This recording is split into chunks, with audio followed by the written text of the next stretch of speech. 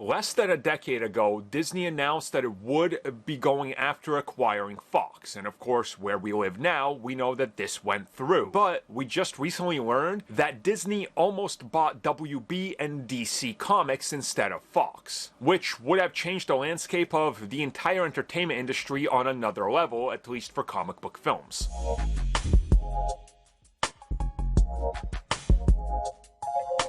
The film and entertainment industry, the way it is today, is completely different than how it was even 10 years ago, and 15 and 20, and certainly 40 years ago.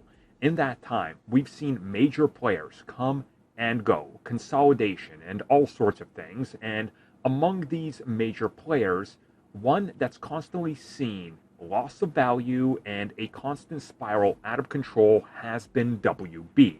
Ever since their merger with AOL all the way back at the end of the century and the millennium, they have not had luck, every time being resold every few years and losing massive value. We of course know that in 2014 to 2016 there was ongoing conversations with Fox and WB for Fox to buy WB, but those ended up falling through when Fox found themselves on hard times. And of course, Disney stepped in 2017 and ended up buying Fox a couple years later.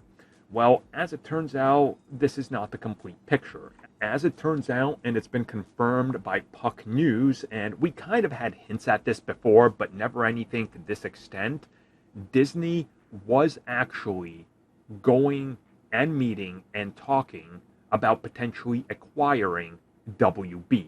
And this would have been Bob Iger when he was looking at all the options.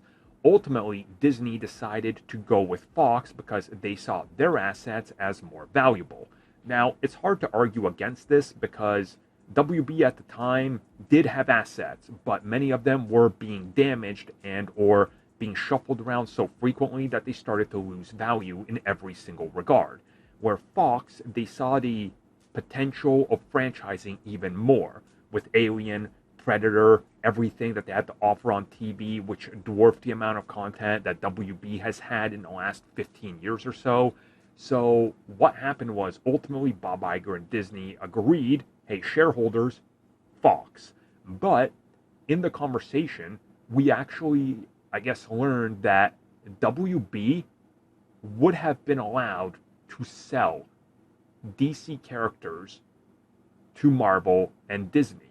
Now, this is absolutely insane because we could have been right now, and we are somewhere in the multiverse, seeing a universe where Disney owns all of DC and has already started doing the multiverse thing and is bringing in Superman, Batman, and who knows who else. Now, some people are saying that this wouldn't be allowed because it's a monopoly. First and foremost, it's not a monopoly. People need to know what a monopoly is, and that's controlling the means of production of something.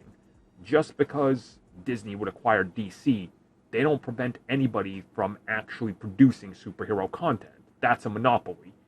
Like, if Disney controlled every camera in Hollywood, and somebody else tried to make one, and they go, nope, you can't, that's a monopoly because they patent the technology. So once you understand that this would have been a completely different beast. But again, strategically, Disney was smart to go after Fox, a better value all around. And I know some people will argue, but no, DC's value, this and that, and I get it, but DC does have value. But their value has diminished. Hence why constant resales, and hence why they're looking to license stuff. So Disney made the right call, but it would have been a wild time had this gone through. I mean, right now we would be talking about a completely different scenario for Secret Wars.